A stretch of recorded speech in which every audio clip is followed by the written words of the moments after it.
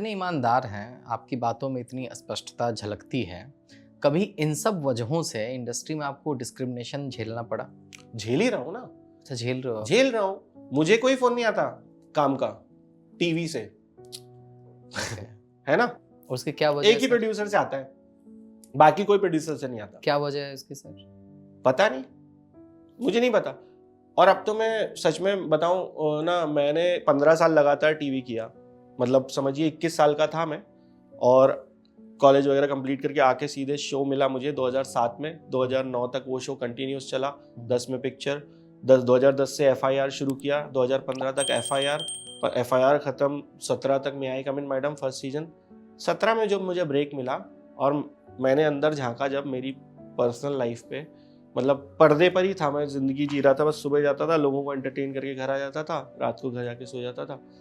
फिर मैंने जो देखा पर्दे के पीछे मेरे साथ क्या चल रहा है जिंदगी में क्योंकि मेरी पर्सनल जिंदगी इतनी पथेटिक कर दी गई है मीडिया में, गलत गलत न्यूज डाल करके कुछ भी लिख दिया जाता मैंने है। 2017 के पहले कभी नहीं बोला मेरी कौन बीवी है, मेरा कौन गर्लफ्रेंड है, ये वो, कि मैं काम करने आया हूँ, काम देख लो यार, नहीं अच्छा लगे तो गाली काम बक के लो, बारे में कोई बात ही नहीं कुछ कर भी रहे हैं। बोलो। काम की बात ही नहीं करी किसी ने, जो मैंने इतने साल काम किया, जितने इतने कैरेक्टर्स किए, कोई जिक्र नहीं, कुछ नहीं। हाँ कुछ नहीं। अब पर्सनल लाइफ के बारे में तहस नहस हाँ, कर दिया गया। और मैंने बोला कि यार तुमने मेरे डिवोर्स के बारे में चलो छापा, जब शादी हुई थी तब भी तो मैं इंडस्ट्री में मीडिया में काम कर रहा, तब तो तुम्हारा इंटरेस्ट नहीं था, तुम्हें बड़ा इंटरेस्ट आ गया मेरे डिवोर्स के बारे में छापने के लिए, और चलो चलो तुमने छापा कि यार बच्चे का फोटो वोटो डाल रहे हो तुम, मतलब देखो लीगली भी मैं चाहूँ तो जाके कर सकता हूँ ना, पर मैं वो इंसान ही नहीं हूँ। आपका कर्मा है वो, आप ये सोच के अपने अंदर झांक कर देखो कि आपकी वजह से एक इंसान जिसने कुछ नहीं, लोगों के चेहरे पे स्माइल और हंसी दी इतने साल, उसकी आपने जिंदगी बर्बाद कर दी पर्सनल। क्योंकि कोई भी लड़की, अगर मैं किसी को अप्रोच करता हूँ ना, मतलब 2017 से मैं सेपरेट हूँ, अगर मैं किसी लड़की को अप्रोच करता हूँ, मुझे क्रश होता है, अच्छी लगती है, तो वो मेरे बारे में, मैं नोन फिगर हूँ, तो गूगल सर्च करती है संदीप आनंद रिलेशनशिप स्टेटस, तो आता है कि he is living with his wife and kid. तो मुझे अब बताइए, first impression is the last impression. तो कहीं ना कहीं टाइम्स ऑफ इंडिया की छपी हुई अगर न्यूज है, तो वो लड़की सोचेगी ना कि ये फ्रॉड होगा, साला मैरिड आदमी है, ये परवर्ट है, ये ठरकी है, ये मेरे को अप्रोच कर रहा है, मतलब इसको अफेयर करना होगा, यही सोचेगी ना। फिर वो इतना किसके पास आज के टाइम में टाइम है कि जाके वो वहां पे रिसर्च करे और देखे कि मेरी लाइफ की जो धनिया बोया गया है, ये सब PR वालों ने किया है, जिनके खुद के वजूद नहीं है। और जिस PR ने छापा था वो हेड बन के बैठा हुआ एक बड़ी कंपनी का, एंटरटेनमेंट का, मैं नाम नहीं लेना चाहूंगा यहाँ पे, लेकिन अपने गिरबान में अंदर झांक के देखो भाई। आपको टारगेट किया गया, आपको लगता है बहुत ऐसा? प्रॉपर टारगेट, डिटेल दिखाओ, डिटेल बताओ। आपने छाप दिया मनगढ़ंत उठा के, मैं दे रहा हूँ, मेरे पास टेक्स्ट है सालों पहले, आज 8 साल हो गए। क्या छापा गया था आपके अभी बारे भी में? छपा हुआ है यार, 2000 छापा हुआ है। अगर मेरे बारे में कोई रिलेशनशिप के बारे में सर्च करना चाहे ना, तो उसमें दिखेगा कि जबकि मेरी मैरिज, तो अब मैं क्या बोलूं, मैं अगर बोलना भी चाहूँ एक वर्ड में, तो वो मेरे साथ मैरिज फ्रॉड था, अगर मैं बोलता हूँ, खुले में बोल रहा हूँ, ठीक है ना। मैं उस लड़की को जानता था, मैं उस लड़की को 2-3 बार मिला हूँ, शादी हुई, मैं घर पे रहा ही नहीं, फेरे लेके अगले दिन मैं मुंबई आया हूँ, मैं रोज सुबह उठ के सेट पे गया हूँ, महीने के 5 दिन मैं घर पे रहा हूँ, बेयरली कन्वर्सेशंस होती थी, क्योंकि 5 दिन में पूरे मुझे, बाकी मैं सोलो इंसान हूँ, मेरा कोई ऊपर है नहीं।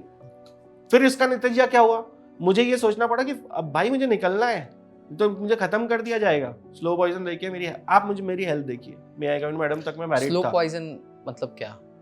आप मेरी हेल्थ देखिए, 2017 तक जब मैं हूँ उस पे, मैडम मैं मोटा हूँ, बहुत अदरक की तरह फूला हुआ हूँ, है ना, क्या खा रहा हूँ, खाने में क्या खिलाया जा रहा है मुझे क्या पता है। ओके। क्योंकि बाद में मुझे पता चला ना क्या रीजंस थे।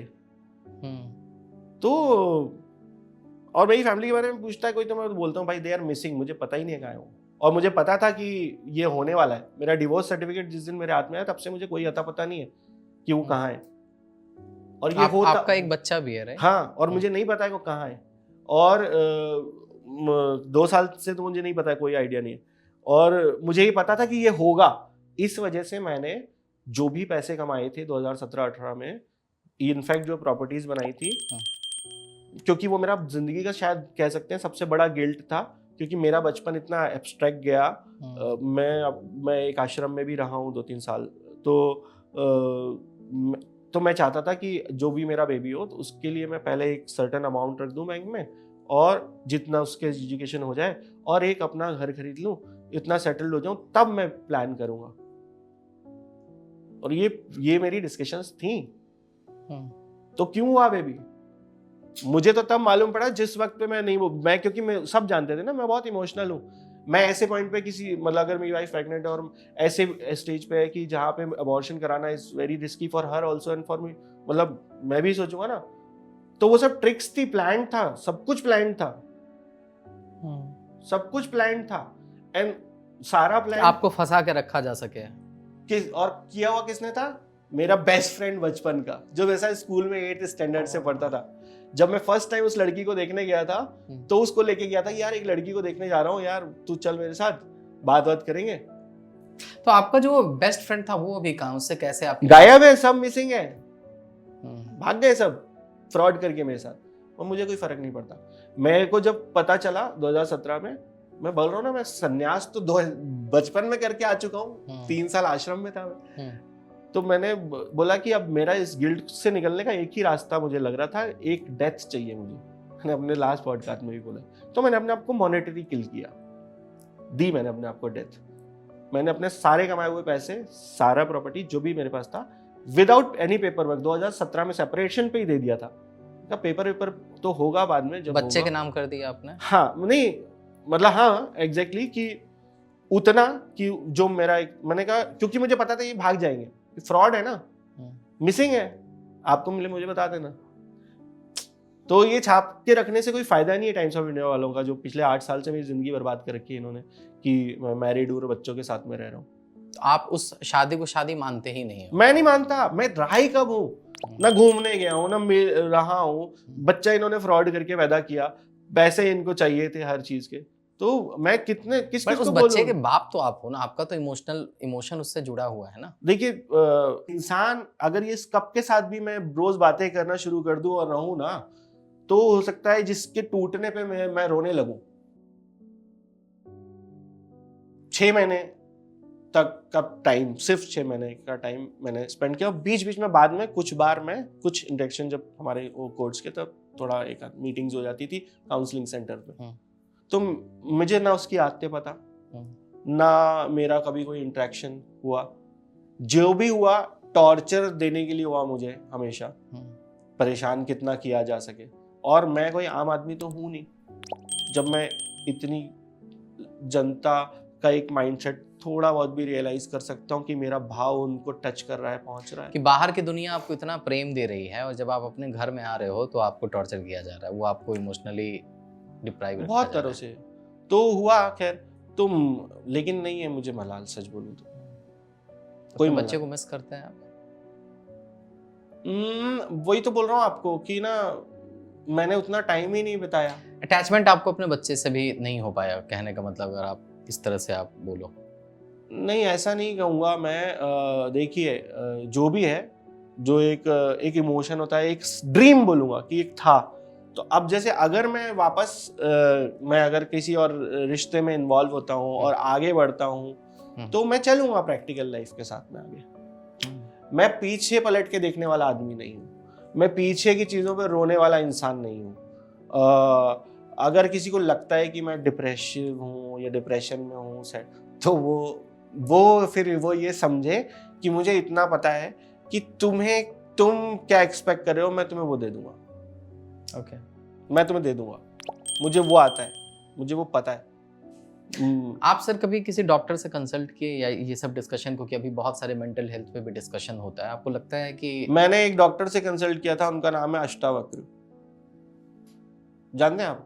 हाँ, अष्टावक्र, वो तो हमारे इतिहासों में है। तो उससे बड़ा मुझे नहीं लगता कोई डॉक्टर है। और इनफैक्ट मैं एक फिल्म पे काम कर रहा हूँ, लिख रहा हूँ। अगर वो फिल्म मैंने बना दी, तो ये जिस प्रॉब्लम की आप बात कर रहे हैं ना, इस प्रॉब्लम की वो एक मेडिसिन हो सकती है। ओके। हर इंसान को अलग अलग तरीका जीने का अधिकार है और प्रॉब्लम को सॉल्व करने का, और आपका वो तरीका है तो which is मैं good। बोल रहा हूँ कि हाँ। विचलित तब होता है, ये जो हम्म। मेंटल हेल्थ इशू की आपने बात की, वो तब आएगा आपके पास, तब आएगा। अब सुन लीजिए गहरे से, ध्यान से इस बात को, वो जी। तभी आएगा। आप डिप्रेस और मेंटल हेल्थ के शिकार तब होगे जब आपको कोई पास्ट अनुभव नहीं है ऐसी किसी घटना का जो आपके साथ घट गई, जैसे किसी की मृत्यु या वो। मैं तो यहाँ पे ये कहूंगा कि भाई आज का जो युग जिसमें जो हम जिंदा है ना, 80% लोग नियर डेथ एक्सपीरियंस सुना है ना, सुना है। कितनी बड़ी बड़ी बात होती थी उसकी। अब तो कोविड के बाद तो ऑलमोस्ट सबने कर लिया है। तो नियर डेथ एक्सपीरियंस के बाद वालों को तो बहुत जहीन और ज्ञानी गुणी समझा जाता था, तो अब तो 80% लोगों के पास नियर डेथ एक्सपीरियंस है। हो गया, राइट।